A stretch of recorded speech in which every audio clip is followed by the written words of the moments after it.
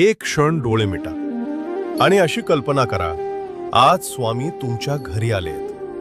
दार उघडताच समोर स्वामी उभे आहेत. शांत चेहरा, डोळ्यांत माया.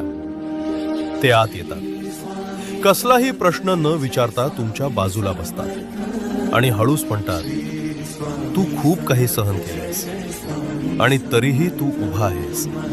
हेच तुझं खरं सामर्थ्य आहे.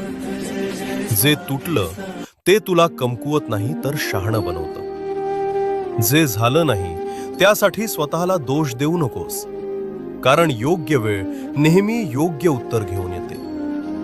स्वामी तुमच्याकडे शांत नजरेनं पाहतात आणि पुढे म्हणतात, आयुष्य तुला तोडायला आलं नाही, ते तुला घडवायला आलंय. त्या एका क्षणात मन हलकं होतं, श्वास शांत होतो आणि आत कुठेतरी नवी उमेद जागी होते.